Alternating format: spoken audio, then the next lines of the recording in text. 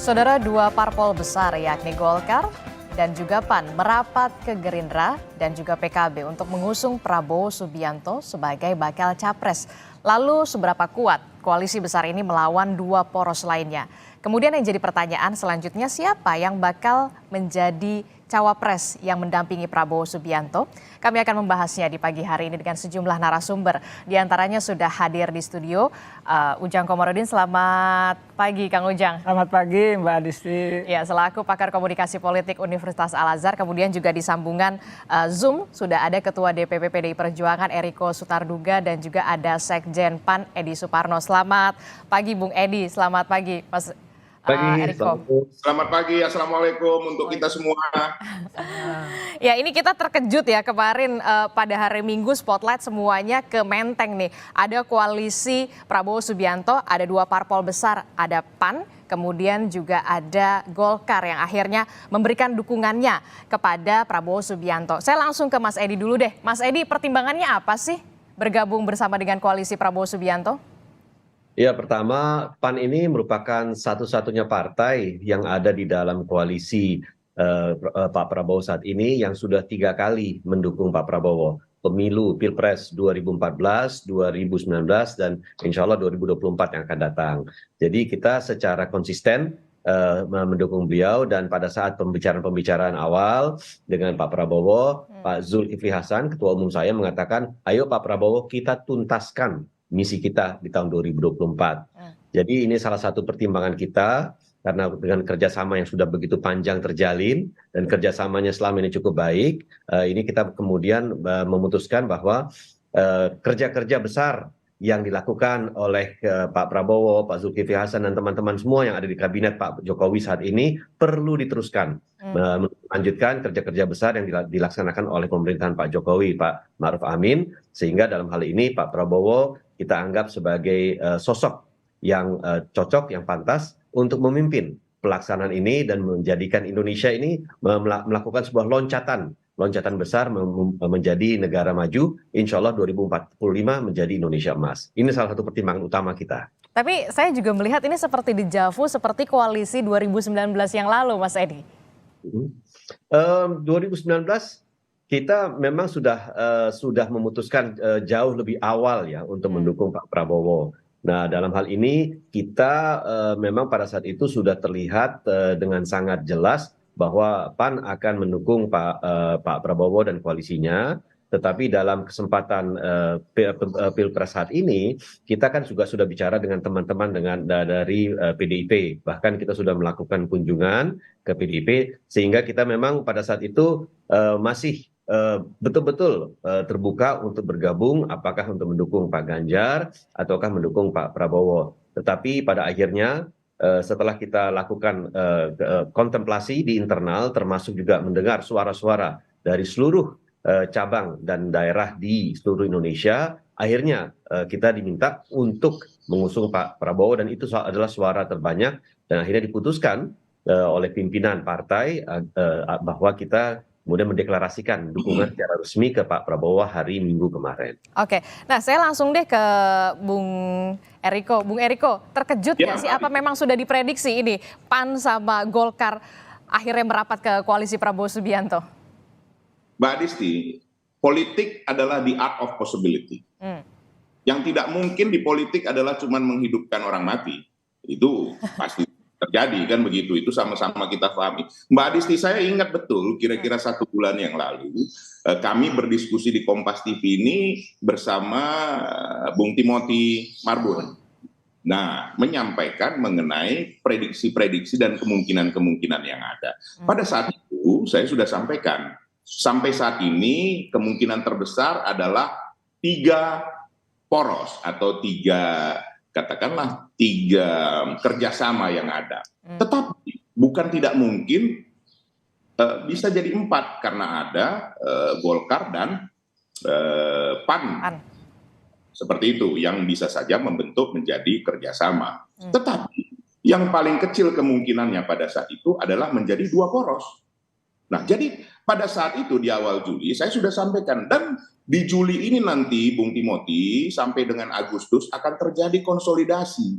Nanti kita lihat di bulan Agustus ini pasti akan menarik. Nah, sekarang ya sekali lagi seperti yang disampaikan tadi Mas Edi Suparno, segala kemungkinan bisa terjadi. Tetapi sampai pada saat ini kemungkinan terbesar tinggal 3 poros. Ya, kita bersyukur juga ini sesuai dengan nomor PDI Perjuangan juga nomor 3 kan begitu. Ini saya nggak tahu ada kesengajaan atau tidak seperti itu.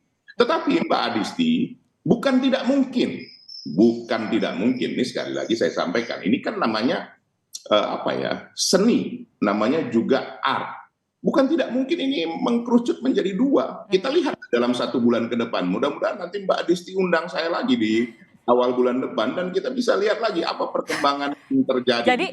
Jadi maksudnya Bung Eriko nanti ini kesulitan ini masih dipertanyakan begitu untuk koalisi Prabowo Subianto. Saya kan tidak menyampaikan seperti itu, Mbak Adisti yang menyampaikan seperti itu, bahwa inilah seni segala kemungkinan. Karena kalau kita melihat ya, sekarang begini ya Mbak Adisti, ini nanti bisa ditanyakan langsung sama Mas Edi Suparno, begitu juga kan Kang Ujang ini kan sekarang lagi moncer-moncernya ini memberikan view pandangan-pandangan kan begitu. Nah sekarang coba, seandainya ini, mari kita berandai-andai, seandainya calon wakil presidennya nanti di kerjasamanya Mas Edi Suparno dengan teman-teman lain tidak memilih Erick Thohir misalnya, atau tidak memilih Caimin misalnya, atau tidak memilih Pak Erlangga yang sudah diputuskan di dalam internal mereka, apa namanya itu, musyawarah nasional kah atau rakernas, bahwa menjadi calon presiden atau wakil presiden. Bagaimana dengan seperti itu Mbak Adisti?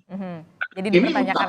Ini ucapannya yang sudah kita lihat di seluruh media cetak, media televisi, sosial media. Ya sekali lagi saya sampaikan, memang politik seni segala kemungkinan. Ya bisa saja, artinya kompromi.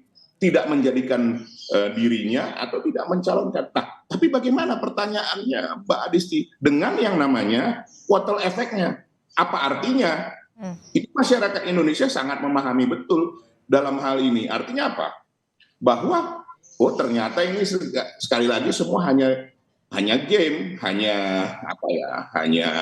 masih ada kemungkinan berubah sampai Oktober gitu ya Bung Eriko ya. Nah, jadi artinya yang mau saya sampaikan di sini, ini semua belum tentu. Belum final maksudnya, Bung Eriko? Ya, kalau nanti saya pakai dengan kata-kata saya menduga, nah ini kan tidak enak karena nama saya kan Eriko Sotarduga, Pak Adisti. Nah, betul kan? Nah, jadi artinya kalau saya sih ya melihat ini bisa 3 poros, tapi bisa ini menjadi bukan tidak ada kemungkinan. Karena sekali lagi kalau kami melihat kemarin ya, sekali lagi nanti ditanyakan dengan Mas Edi, bentuknya kemarin itu yang kami juga senang melihatnya, namanya kerjasama, kurang lebih seperti itu kan, bukan koalisi kan. Nah, jadi sekali lagi Mbak Adisti, ini saya sering memakai kata sekali lagi, bahwa dalam 1 bulan ke depan kita lihat, ini hal-hal yang menarik akan terjadi, apalagi tadi sudah disampaikan Caimin juga, kita lihatlah perkataan Caimin. Apakah kalau beliau tidak dicalonkan, beliau akan tetap di dalam kerjasama ini? Semua mungkin. Semua masih mungkin, mungkin. Saya tadi Bung Eriko membahas soal bakal cawapres. Nah, saya langsung ke Mas Edi. Mas Edi, kalau dari PAN sendiri kan ada mengusulkan nama Pak Erick Thohir. Nah, bagaimana ini? Apalagi sudah ada Golkar dengan ada mengusung Erlangganya, kemudian juga ada PKB, Caimin. Caimin bahkan kemarin mengatakan, wah saya deg-degan nih.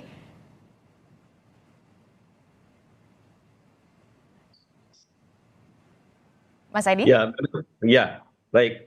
Memang kita dari awal sudah menyampaikan bahwa PAN meminta supaya Pak Erick Thohir dipertimbangkan sebagai calon wakil presiden. Hal ini telah kami sampaikan kepada Pak Prabowo dan teman-teman dari Gerindra. Kami juga sudah sampaikan kepada Ibu Megawati dan teman-teman PDIP ketika kita melakukan pertemuan-pertemuan.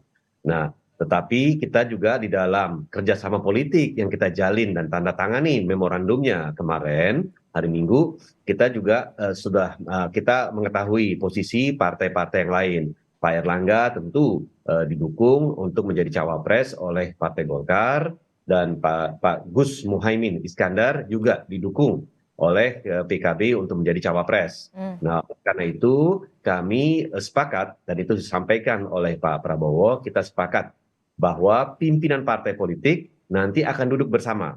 Pimpinan parpol akan duduk bersama untuk kemudian memutuskan siapa yang akan menjadi cawapresnya. Dan ini akan didudukan di dalam sebuah forum untuk dilakukan musyawarah dengan tujuan untuk mencapai mufakat. Jadi saya kira inilah keistimewaannya bahwa kita sudah dari awal sudah menyepakati bahwa urusan cawapres kita bahas bersama-sama. Dan tujuannya adalah untuk mencari musyawarah dan mufakat. Itu tujuan. Jadi landasannya adalah musyawarah untuk mencari mufakat, bukan nanti kemudian menang-menangan atau bahkan nanti ada yang tidak happy. Saya kira musyawarah mufakat ini adalah satu tujuan yang memang sudah kita sepakati dari awal dan dengan harapan bahwa akan mencapai mufakat yang bulat. Begitu. Oke, ya pasti harapannya musyawarah untuk mufakat. Saya langsung ke Kang Ujang. Kang Ujang melihatnya bagaimana ini?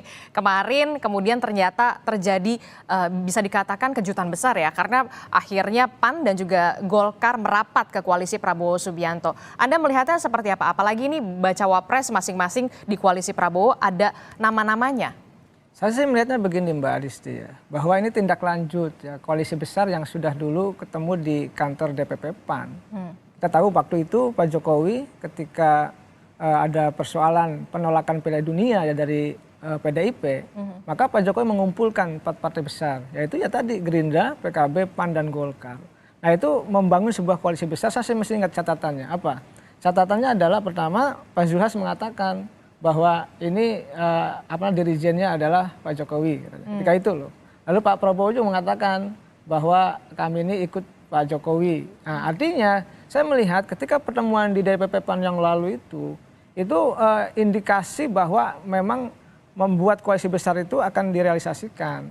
Nah hari ini kalau terjadi ya kesepakatan kerjasama antara keempat partai koalisi pemerintah ya, saya sih melihatnya sesuatu yang sudah diprediksi sebelumnya karena memang sudah ada pertemuan bahwa di DPP PAN lalu ditindaklanjuti oleh PAN dengan Golkar. Cuma yang menarik begini, menariknya adalah bagaimana misalkan KIB bubar, ini penting. Lalu ditandai oleh munculnya koalisi besar. Betul. Nah saya menarik kenapa? Tadi kalau kita bicara apa yang dianalisa oleh Bang Eriko dan Bang Edi Suparno ya, apakah misalkan nanti ada kaitannya dengan skema 2 poros atau 3 poros, semua masih mungkin terjadi karena dalam politik itu bukan matematik, tentu semuanya masih dinamis dan mungkin bisa 3 bisa 2 poros. Tapi saya menganalisa ya kalau ini tidak ada perubahan yang fundamental ya terkait dengan dinamika politik yang terjadi ke depan, maka bisa 3 poros. Tapi 2 poros pun bisa begitu. Tadi Kang Ujang sempat menyinggung bahwa ada dirijennya ini Pak Presiden Joko Widodo. Berarti bisa dikatakan koalisi ini juga campur tangan dari arahan Pak Presiden? Ya kalau saya melihatnya begitu kan sudah jelas di media mengatakan bahwa sudah dapat izin dan restu Pak Jokowi, itu catatan loh. Yang kedua, kita lihat misalkan PAN dengan Golkar ini partai institusi yang berbeda. Partai yang punya segmentasi yang berbeda juga. Punya katakanlah ideologi yang berbeda juga. Nah, tetapi dalam konteks kemarin bayangkan deklarasinya bersama-sama. Betul. Ya pasti ini ada yang dorong juga, ada yang mengizinkan juga. Ada yang mengarahkan. Dan jangan lupa, partai koalisi pemerintahan Jokowi termasuk PAN dan Golkar pasti akan izin presiden. Karena memang mereka ada bagian daripada koalisi pemerintah. Oke, saya langsung ke Mas Edi dulu. Mas Edi, berarti benar ada izin atau dari arahan dari Pak Jokowi? Sama sekali tidak. Tidak ada arahan, tidak ada petunjuk, tidak ada penegasan untuk melaksanakan membentuk koalisi, melaksanakan deklarasi, sama sekali tidak. Pak Zulkifli Hasan adalah pemegang mandat di Partai Amanat Nasional untuk mendeklarasikan siapapun yang akan menjadi capres maupun cawapres kita. Dan mandat itu diperoleh di Rakernas 2022, dikuatkan di dalam Rakornas pemenangan pemilu di tahun 2023. Jadi Pak Zul dalam hal ini bertindak dalam kapasitas sebagai ketua umum yang telah memperoleh mandat untuk melakukan lobby-lobby partai termasuk menentukan dalam hal ini menentukan siapa yang menjadi capres dan cawapres kita. Dan ini sudah dibahas di internal pimpinan partai di PAN dan kemudian kita putuskan pada hari Sabtu untuk kemudian melakukan deklarasi pada hari Minggu. Demikian. Tapi kok ya persis betul sama Partai Golkar juga sama-sama deklarasinya dukungannya gitu Mas Edi? Ya memang kan partai kita PAN dengan Golkar senantiasa menjalin komunikasi yang sangat aktif ya, apalagi ketika kita ditinggalkan oleh sahabat P3 yang telah mendeklarasikan terlebih dahulu dukungannya kepada capres Pak Ganjar, kita menjalin komunikasi lebih aktif lagi bagaimana kita membahas keberlanjutan daripada KIB, dan akhirnya ya kita bersama-sama memutuskan ya bahwa kita akan mendukung Pak Prabowo, dan momentumnya pun kita kemudian sesuaikan agar bisa dilaksanakan secara berbarengan di antara kita berdua. Jadi memang pas betul begitu ya, sama-sama dengan Partai Golkar memberikan dukungannya pada hari Minggu. Kalau Bung Eriko sendiri seperti apa? Kalau memang ada yang menyebut ini juga atas arahan Joko Widodo. Ya, Mbak Adisti, saya tentu tidak bisa menanggapi sesuatu yang katakanlah belum jelas dasar sumbernya, apalagi masa kita tidak percaya dengan Mas Edi Suparno sudah menyampaikan sendiri sebagai beliau sebagai orang nomor 2 partai sebagai sekjen. Hal itu menurut saya ya sekali lagi kalau itu pun ya itu naif sekali ya. Artinya begini, kalau di kami sebenarnya tidak ada satu permasalahan seperti begini Mbak Adisti. Karena kenapa? Sebenarnya institusi partai itu didirikan untuk apa? Kan untuk berbuat bagi rakyat dan mempunyai apa? Mempunyai kapasitas untuk menentukan pendapatnya sendiri. Bahwa calon presiden dan wakil presiden itu dicalonkan oleh satu partai politik atau bersama-sama dari partai politik yang ada. Itu yang saya pahami. Kang Ujang sama Mas Edi Suparno juga pasti sepakat dalam hal ini. Nah, di internal kami sendiri, kalau seperti ini bukan suatu hal yang aneh, ini hal yang biasa di dalam dinamika politik. Dan bagi kami, seperti Bapak Presiden Joko Widodo itu bukan lagi kami harus, itu adalah bagian daripada PDI Perjuangan. Beliau adalah kader terbaik PDI Perjuangan. Saya tidak ingin mengulang-ulangi dari mulai beliau jadi wali kota sampai gubernur, yang katakanlah hampir tidak ada yang mendukung. Paling banyak 2 partai. Ini kejadian ini Mbak Adisti persis. Kalau saya mau minjam istilah saudaraku Ketua Buya Said, ini seperti tahun 2014, artinya beramai-ramai untuk ya memang harus ada satu target yang harus dikatakanlah sebagai kompetitor. Dan kalau melihat ini, jujur Mbak Adisti ya, saya secara pribadi bersyukurnya begini. Ini menambah semangat bahwa yang namanya Mas Ganjar ini memang peluangnya sangat besar, memang harus dihadapi bersama-sama. Dan ini juga sudah disampaikan Bapak Presiden Joko Widodo pada saat waktu kami Rakernas di Lenteng Agung, beliau mengingatkan betul hal seperti ini untuk memenangkan Mas Ganjar, dan beliau menyampaikan strategi-strateginya kepada kami. Jadi ya silakanlah kalau misalnya ini pun berkembang isu-isu seperti itu yang tadi sudah dibantah oleh Mas Edi Suparno, tapi bagi kami internal, ya Bapak Presiden Joko Widodo itu bagian dari PDI Perjuangan, dan itu kader terbaik PDI Perjuangan, dan yang menjadikannya pertama kali juga PDI Perjuangan. Ya itu sejarah yang tidak bisa kita lalui, kita lupakan. Seperti itu. Tapi kalau dari PDI Perjuangan sendiri, apakah tidak merasa khawatir begitu ditinggalkan begitu ya sama PAN, PKB, kemudian ada Golkar? Mbak Adisti, tahun 97 kita sudah menghadapi Orde Baru. Dan itu kita bersama-sama yang namanya P3, pada saat itu kita tidak bisa, Ketua Umum memutuskan untuk kita tidak ikut pemilu yang tidak berlangsung dengan jujur dan adil. Dan itu kita bersama-sama P3 membentuk yang namanya Mega Bintang. Itu sejarah yang ada. Dan saat ini kami bersama-sama P3, ini kan hal yang menarik. Nah, pada tahun 99, kami memenangkannya ini dengan ya itu dukungan semua dari rakyat. Nah, ini yang kadang kita lupa Mbak Adisti, bahwa sekali lagi ya, bukan partai politik loh yang memenangkan calon presiden. Partai politik mencalonkan. Nah, itu dalam undang-undangnya. Tetapi yang memenangkan calon presiden dan wakil presiden siapa Mbak Adisti? Rakyat.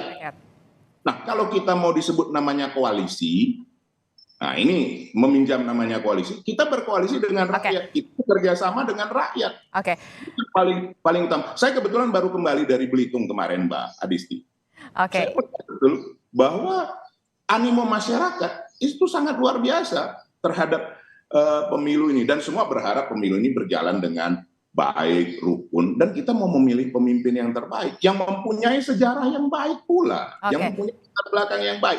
Itu Mbak Adisti. Jadi sekali lagi kami merasakan hal ini justru hal yang sangat wajar di dalam dinamika politik. Kami ya pakai istilah saya lah, kami sudah menduga hal ini terjadi, ini pasti akan berkumpul, nanti akan berhadapan dengan ya calon kami, seperti itu Mbak Adisti. Oke, sudah diduga, kemudian Ya. dinamikanya masih begitu cair.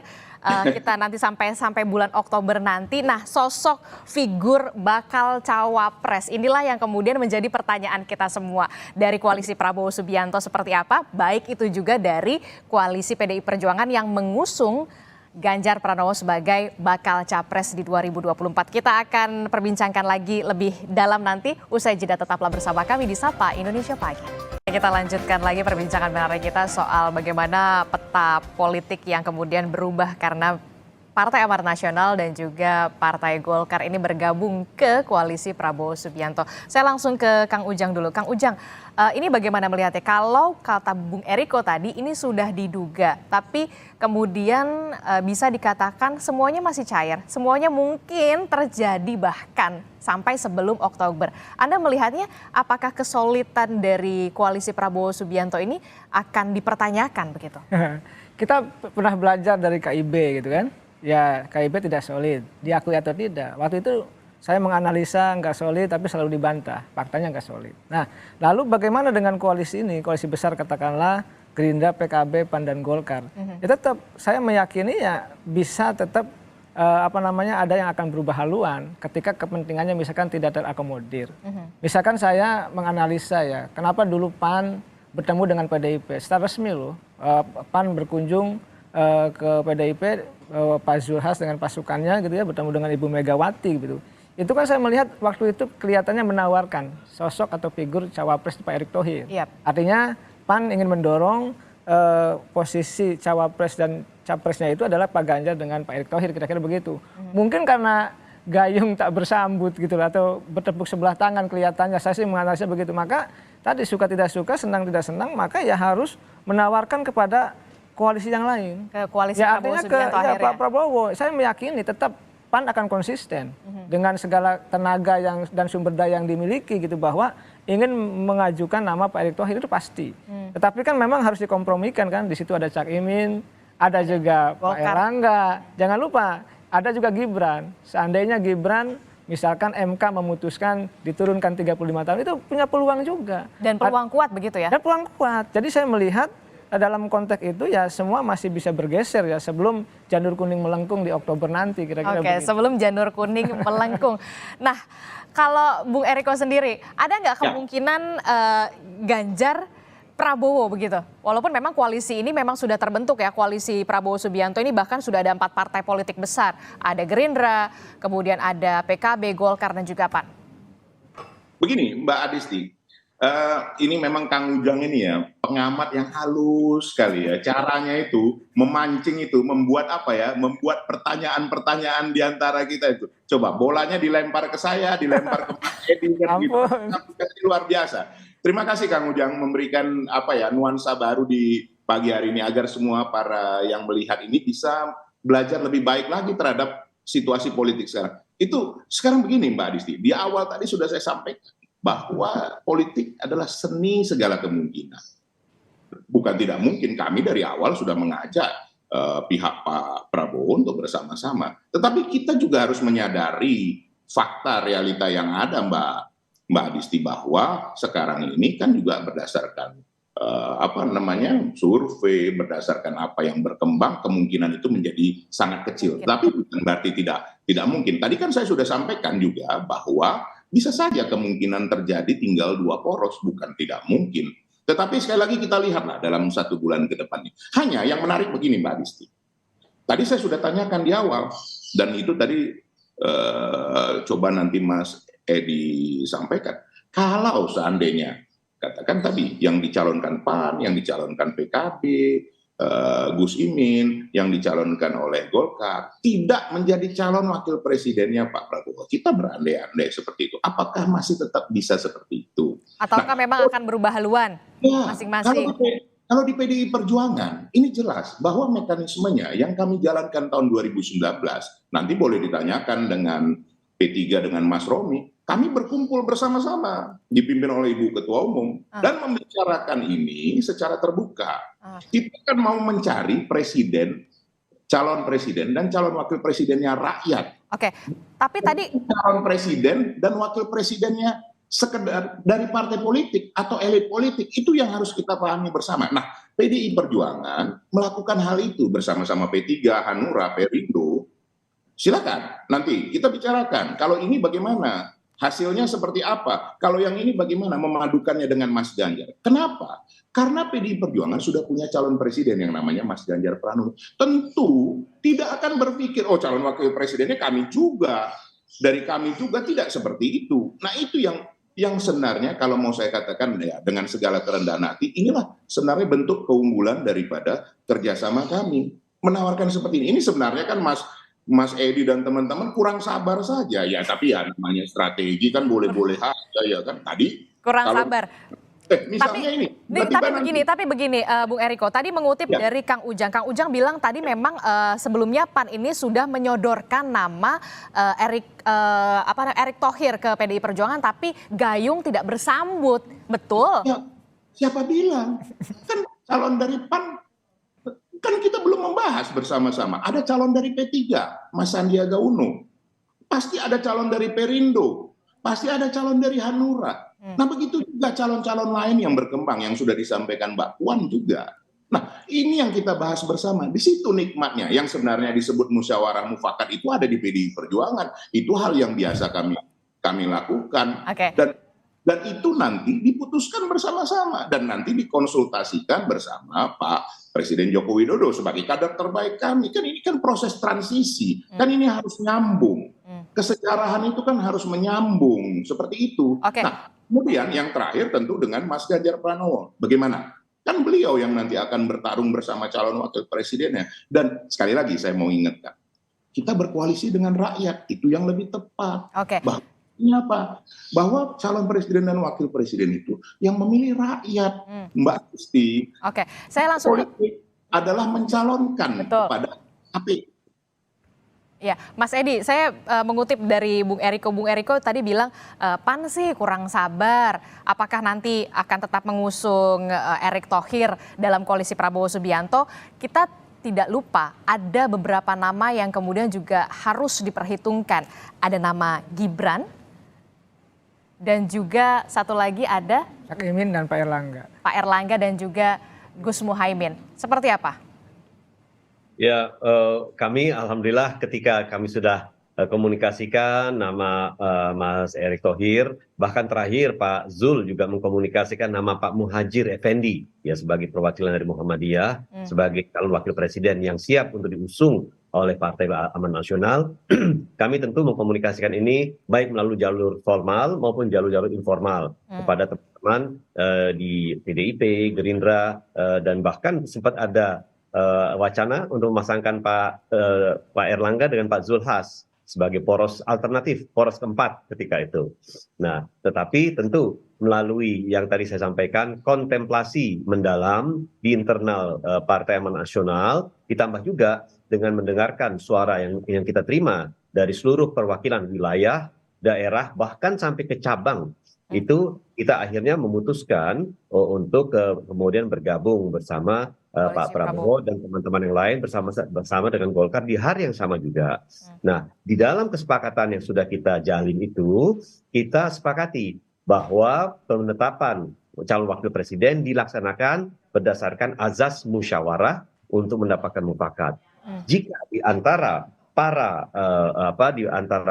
partai politik yang kemudian tidak berhasil atau belum berhasil untuk mendorong calon wakil presidennya, tentu kita berbesar hati dan menerima keputusan itu. Namanya juga musyawarah, di mana mufakat itu adalah mufakat untuk menerima hasil-hasil keputusan musyawarah tersebut. Jadi bukan berarti bahwa setelah itu nanti ada yang kemudian loncat pagar, ada yang kemudian memutuskan beralih koalisi, karena ini hal ini sudah kita sepakati bersama-sama di antara para ketua umum.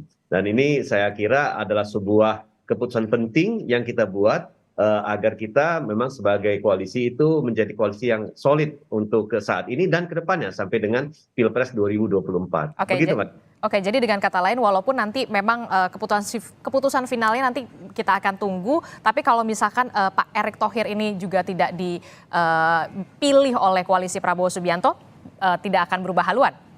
Saya sesuai dengan apa yang sudah kita sepakati kemarin dan sudah disetujui juga bahwa nanti kita akan bahas bersama, tetapi Pak Prabowo lah yang kemudian memegang keputusan yang terpenting untuk memutuskan, karena beliaulah yang nanti akan berjuang bersama-sama dengan cawapres yang akan datang, termasuk juga ketika beliau nanti mendapatkan amanah dari rakyat untuk memerintah tahun 2024 sampai 2029, beliau harus bersama-sama sebagai Dwi Tunggal bersama dengan calon wakil presiden tersebut. Nah, sehingga kami sudah sepakat dengan hal tersebut, dan saya kira teman-teman yang lain itu juga memiliki pemahaman yang sama, bahwa kita nanti akan menyepakati dan akan legowo dengan keputusan yang sudah dicapai melalui forum musyawarah tersebut. Oke, Kang Ujang, melihatnya bagaimana? Benar-benar legowokah kemudian koalisi Prabowo Subianto? Apakah memang nanti musyawarah untuk mufakat, atau ada kemungkinan yang bisa dikatakan Mas Edi loncat pagar nih, berubah haluan ke koalisi PDI Perjuangan, bahkan ya tinggal ditangkap nih ya sama Bung Eriko ya? Ya, saya sih melihat begini Mbak Adisti.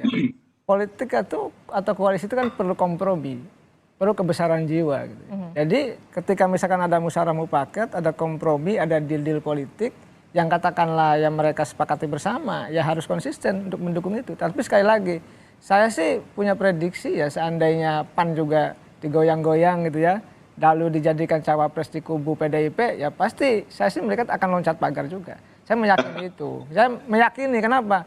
Karena politik itu kan apa ya, dalam konteks tertentu kan ingin juga berkuasa. Dan kita tahu bahwa saat ini peta koalisi yang ada memungkinkan semua capres berpotensi untuk menang. Nah, oleh karena itu saya melihat misalkan tadi ya digoyang-goyang, Pak Nayos ini ikut gitu kan, lalu diberikan misalkan tiket cawapres oleh Ibu Megawati atau oleh PDIP, saya meyakini kemungkinan besar PAN juga akan berubah haluan. Tetapi memang peluang Pak Erick Thohir di Prabowo sangat besar juga, seandainya Gibran tidak masuk gitu. Jadi misalkan hanya bersaingnya ada Cak Imin dan Pak Erlangga, Pak Erick Thohir punya kemungkinan besar bisa berpeluang. Karena saya melihat di belakang layar sana Pak Erick Thohir didukung juga oleh Pak Jokowi. Lalu di saat yang sama juga didukung oleh PBNU gitu. Jadi kemungkinan besar itu. Tapi kalau Gibrannya masuk, sekali lagi keputusan MK-nya memutuskan 35 tahun. Batas minimal usia capres-cawapres turun jadi 35 tahun. Memungkinkan Gibran masuk, kelihatannya bisa Gibran begitu. Oke, jadi Anda melihat koalisi Prabowo Subianto jika memang ada putusan MK yang terbaru memperbolehkan 35 tahun Gibran? Memungkinkan Gibran. Ya, saya meyakini itu. Kenapa? Saya meyakini begini. Ini analisa objektif saja bisa juga salah. Ketika Pak Jokowi walaupun beliau kader PDIP, saya melihatnya gestur Pak Jokowi tidak terlalu nyaman karena tidak punya peran besar ya, pengaruh besar di PDIP. Semua ada dalam kekuasaan Bu Mega dan itu benar dan itu bagus. Satu komando dalam kepemimpinan Ibu Megawati. Nah, ketika Pak Jokowi tidak punya peran, maka Pak Jokowi ketika misalkan mau selesai masa jabatannya kan perlu perlindungan juga. Perlu bersahabat dengan banyak partai juga. Maka sahabatnya itu yang 4 partai ini yang kira-kira bisa bersama-sama untuk bisa tanda petik ya entah nanti bisa memenangkan Prabowo gitu atau Pak Jokowi memain 2 kaki. Saya melihat ketika peran itu tidak ada di PDIP ya maka Pak Jokowi mengkondisikan peran-peran itu ya, perannya apa ya, bersama dengan Gerindra, dengan PKB, dengan PAN dan dengan Golkar. Saya melihatnya seperti itu. Oke, saya langsung ke Bung Eriko. Bung Eriko, ini ternyata nama yang kemudian diperhitungkan juga nama Gibran Rakabuming Raka. Jika memang ada putusan MK yang memperbolehkan usia 35 tahun bakal calon wakil presiden. Tanggapan dari Bung Eriko? Ini memang tadi kan saya sudah sampaikan di awal, ini betul-betul kalau main volley ini umpan lambungnya disampaikan sama Kang Ujang ini. Ampun, Bang. Sama Mbak Adisti di smash, kita mau tidak mau harus blocking kan begitu kan.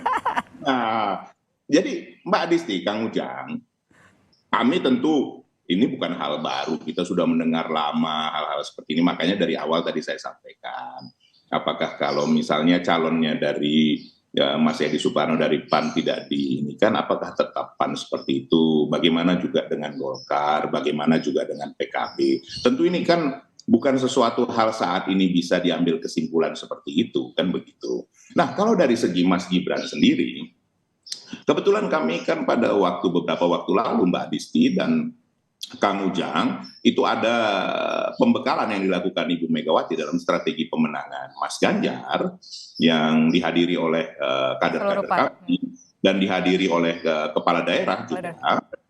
Ini beliau menanyakan langsung kepada Mas Gibran dan Mas Bobi bagaimana? Nah, beliau berdua waktu itu yang menjawab langsung Mas Gibran. Nanti boleh ditanyakan langsung kepada beliau. Beliau menjawab, saya ikut apa keputusan partai. Oke. Patuh dan saya loyal kepada Ibu Ketua Umum. Itu yang beliau sampaikan. Oke.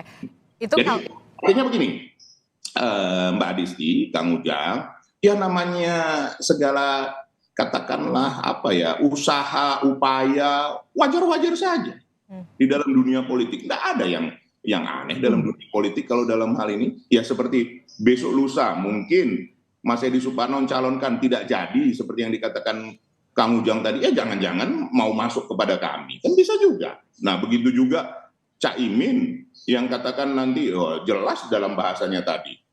Ya, dan kalau lihat kemungkinan-kemungkinan ini bisa jadi kemungkinannya kecil untuk dicalonkan di kerjasama di tempat Mas Edi Suparno. Nah bisa saja ke kami.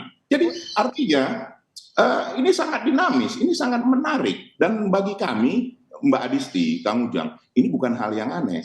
Karena kami sudah menghadapi di era Orde Baru, sudah menghadapi di tahun 2014, di mana kami dikeroyok beramai-ramai dengan segala ya upaya. Iya, dan justru anehnya Mbak Adisti, justru anehnya ini kenyataan, ini bukan basa-basi. Pada saat itu ya kami bersyukur kehadirat Yang Maha Kuasa, justru kita unggul gitu loh. Itu dialami Pak Jokowi tahun 2014. Bung Eriko, kalau tadi Bung Eriko bilang semuanya masih cair. Nah yang terbaru informasinya ini semalam Pak Ganjar atau Mas Ganjar ini bertemu Mbak Yeni Wahid. Bahkan mengajak, ayo Mbak, tak ajak mau nggak? Mbak Adisti, apa ada yang salah dalam hal ini? Mas Ganjar mengajak Mbak Adisti dan Kang Ujang boleh-boleh saja. Loh, betul kan? Nah, sekarang begini, sekarang saya tanya kepada kita semua. Mas Edi Suparno, tentu dalam hal ini nanti milih Pak Prabowo. Tapi di dalam TPS siapa yang tahu? Jangan-jangan. Kan yang tahu cuman yang bersangkutan dengan Yang Maha Kuasa. Tiba-tiba, memang Mas Ganjar juga yang benar. Ini coblos Mas Ganjar. Terus bagaimana Mbak Adisti? Jadi ini namanya silaturahmi yang memang sangat wajar dilakukan. Dan di dalam budaya kita, menghormati. Seperti Gus Dur dan keluarga, Ibu Sinta Nuria, Mbak Yeni, boleh ditanyakan langsung. Kebetulan saya yang menemanin Mbak Yeni ketemu dengan Ibu Mega, dan saya disitulah melihat bahwa kekeluargaan itu sangat luar biasa.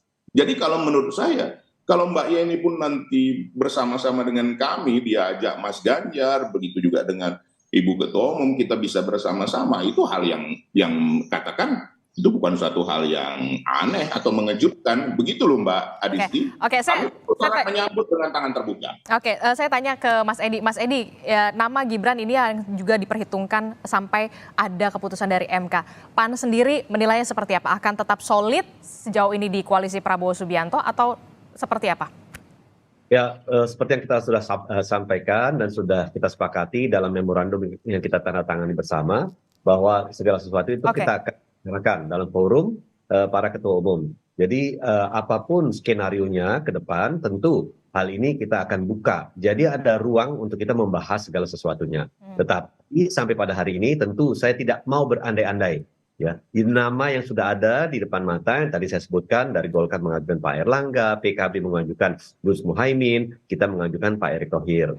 Nah, jadi kita lihat saja apa perkembangan ke depan. Tetapi per hari ini kita lihat bahwa nama-nama inilah yang kemudian akan digodok. Pada akhirnya kita juga akan menghormati keputusan Pak Prabowo Subianto sebagai capres yang kita sepakati untuk diusung bersama-sama, yang nanti akan memutuskan siapa cawapresnya.